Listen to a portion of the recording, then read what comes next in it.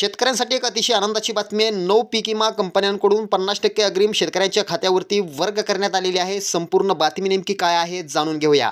शेतकऱ्यांना जादा नुकसान भरपाई मिळवण्यासाठी पंतप्रधान पीक विमा योजनेच्या निकषात केंद्र सरकारने मोठे बदल केले आहेत. त्यामुळे खरीप 2023 मधील 2.25 कोटी शेतकऱ्यांच्या विमा प्रस्तावांची छाननी नव्या निकषानुसार करण्याचे आदेश राज्यातील 9 विमा कंपन्यांना या ठिकाणी देण्यात आलेले आहेत.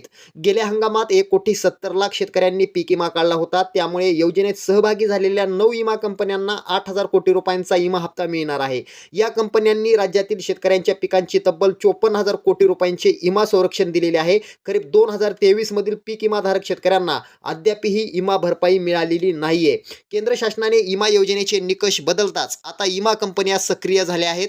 नवे सूत्र किचकट असले तरी शेतकऱ्यांच्या फायद्याचे आहे.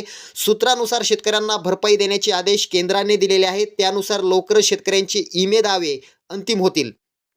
स्थानिक नैसर्गिक आपत्ती अंतर्गत 15,000 रुपयांची नुकसान भरपाई दिली गेली असल्यास आणि पीक कापणी प्रयोगावर आधारित नुकसान 50% आल्यास मिळणारी नुकसान भरपाई 17,500 रुपये राहील. कारण 15,000 रुपये आधीच दिलेले असल्यामुळे विमा संरक्षित रक्कम 35,000 रुपये गृहीत धरली जाईल व तिच्या 50% रक्कम नुकसान भरपाई म्हणून शेतकऱ्यांना मिळणार आहे. शेतकऱ्यांसाठी मोठी आणि आनंदाची बातमी म्हणावी लागेल, कारण थेट आता केंद्राने या ठिकाणी आदेश दिलेले आहेत. तुम्हाला काय वाटतंय आम्हाला नक्की कमेंट करा. व्हिडिओ आवडला तर शेअर करा. धन्यवाद.